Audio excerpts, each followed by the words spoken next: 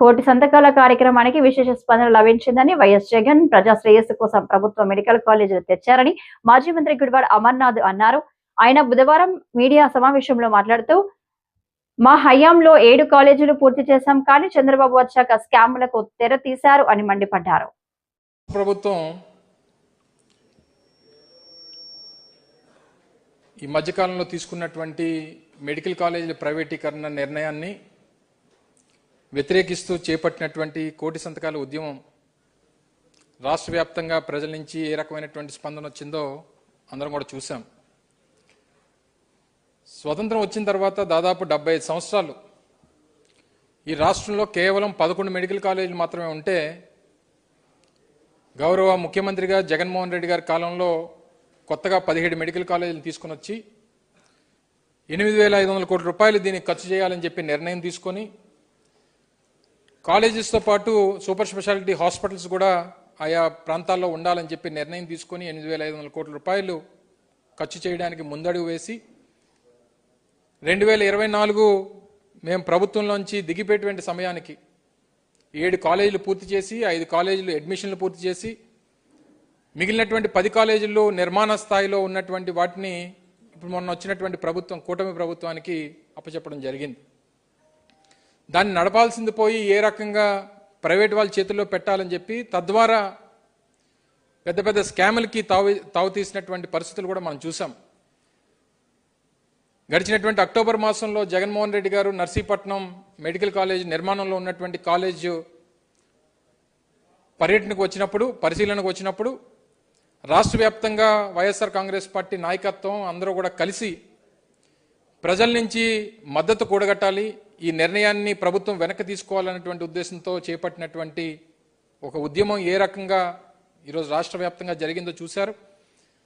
దాదాపు 1 కోటికి పైచీలకు సంతకాలని 26 జిల్లాల వ్యాప్తంగా సేకరించి రేపు వాటన్నిటినీ కూడా జగన్మోహన్ రెడ్డి గారి నేతృత్వంలో రాష్ట్ర గవర్నర్ గారిని కలిసి ప్రభుత్వం మీద ప్రజలకు ఉన్నటువంటి వ్యతిరేకతను తెలియపరిచేటువంటి కార్యక్రమాన్ని కూడా చేయబోతా ఉన్నాం.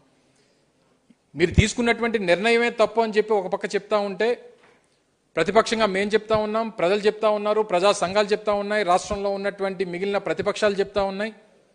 ఎంతమంది చెప్పినా సరే దున్నపోత మీద వాన కురిసినట్టుగా పట్టించుకున్నటువంటి పరిస్థితిలో ఈ రాష్ట్ర ప్రభుత్వం ఉంది. పైపెచ్చు దాన్ని సమర్థించుకునేటువంటి కార్యక్రమం చేస్తూ ఉంది. వారు కరెక్ట్ అన్నారు, వీరు కరెక్ట్ అన్నారు అన్నటువంటి మాటలు ఇంకా తప్పుదోవ పట్టించేటువంటి ప్రయత్నం ప్రభుత్వం చేస్తూ ఉంది. ఏ రకంగా గడిచినటువంటి ఈ కార్యక్రమాన్ని, ఈ ప్రైవేట్ పరం చేసేటువంటి కార్యక్రమాన్ని ఈ ప్రభుత్వం టేకప్ చేసి ప్రభుత్వం సేకరించినటువంటి భూములు, ప్రభుత్వం నిర్మాణం చేసినటువంటి భవనాలు, ప్రభుత్వం కేటాయించినటువంటి నిధులు ఇప్పటికే కొంతమేర కేటాయించి నిర్మాణాలు ప్రారంభించి భూములు సేకరించి ఆ రోజు జగన్మోహన్ రెడ్డి గారి నాయకత్వంలో ఇవన్నీ తలపెట్టేటువంటి కార్యక్రమం చేస్తే వీటన్నిటిని తీసుకుని గంపగుత్తుగా తీసుకెళ్లి ఒక ప్రైవేట్ వాడి చేతిలో పెట్టాలనేటువంటి కార్యక్రమం చాలా శోచనీయం. ఇది పెద్ద స్కామ్ అనేటువంటి విషయాన్ని కూడా తెలియజేస్తా ఉన్నా.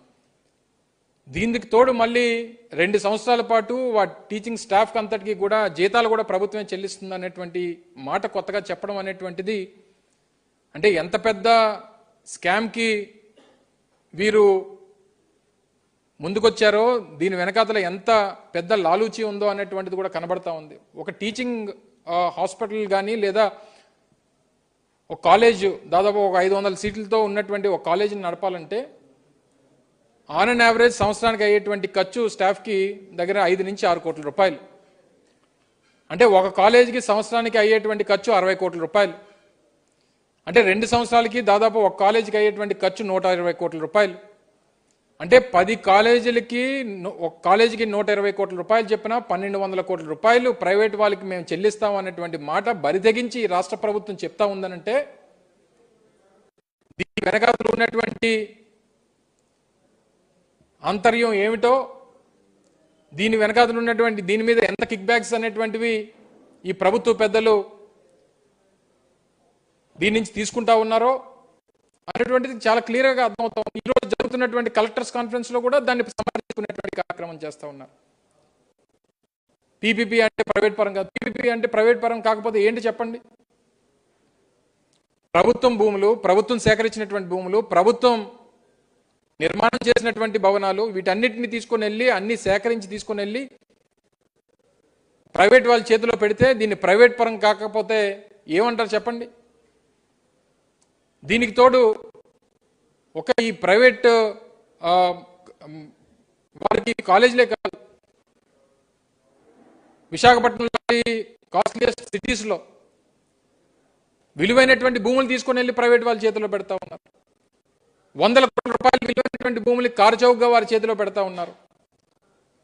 ఈ ప్రభుత్వం 18 నెలల కాలంలో పూర్తిగా వ్యవసాయం ప్రైవేట్ పరం, విద్య ప్రైవేట్ పరం, వైద్యం ప్రైవేట్ పరం, ఆరోగ్యశ్రీ బకాయిలు, ఫీజు రీయింబర్స్మెంట్ బకాయిలు, ఎన్నికల్లో ఇచ్చినటువంటి హామీలు బకాయిలు, పైపెచ్చు ఇప్పుడు మాట్లాడుతూ చంద్రబాబు నాయుడు గారు అంటారు ఎంత కష్టపడి పనిచేసినా అవుట్పుట్ రావట్లేదు, ప్రజలు మనం మెచ్చుకోండి. ఎందుకు మెచ్చుకుంటారు? మిమ్మల్ని ఏం చేశారని మెచ్చుకుంటారు? వ్యవస్థల్ని ప్రైవేట్ పరం చేయడానికి చేశారని చెప్పి మెచ్చుకుంటారా? లేదా ఇచ్చినటువంటి హామీలు గాలికి వదిలేశారని మెచ్చుకుంటారా?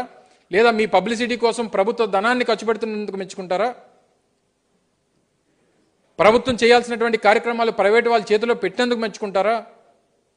మీ మాటలు చూస్తుంటే చివరికి ఇంకా ఇది కూడా నా ప్రభుత్వం కూడా నడపడం నా వల్ల కాదు, ఇది కూడా ఎవరన్నా ప్రైవేట్ వాళ్ళ చేతిలో పెడదాం అనుకునేటువంటి ఆ మాటను కూడా మీరు త్వరలో చెప్పినా ఆశ్చర్యపోయినటువంటి పరిస్థితులు కనబడతా ఉన్నాయి.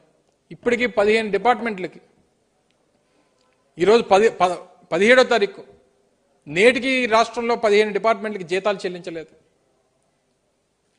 దాదాపు 2,66,000 కోట్ల రూపాయలు అప్పులు చేశారు. చేసినటువంటి అప్పుకి అయితే అసెట్స్ అన్నా ఉండాలి, లేదా వెల్ఫేర్ ద్వారా ప్రజలతోనన్నా ఉండాలి. అటు ప్రజల్లోని లేదు డబ్బు, ఇటు అసెట్స్లోని రూపంలోనే ప్రభుత్వం దగ్గర లేదు. మరి డబ్బు అంతా ఏమైనట్టు?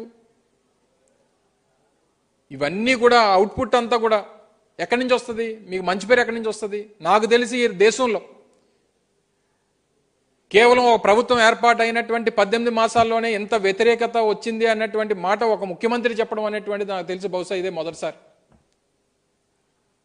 ఆ మాట చెప్పేటువంటి పరిస్థితి వచ్చిందంటే మీ తాలూకా చేతకానితనం మీరే చెప్తారు. మంత్రులు పనిచేయట్లేదు, శాసనసభ్యులు పనిచేయట్లేదు, అధికారులు పనిచేయట్లేదు, లా అండ్ ఆర్డర్ ఎక్కడ కూడా సరిగ్గా పనిచేయట్లేదు. మరి ఏది పనిచేయనప్పుడు అవుట్పుట్ ఎక్కడి నుంచి వస్తుందండి ముఖ్యమంత్రి గారు?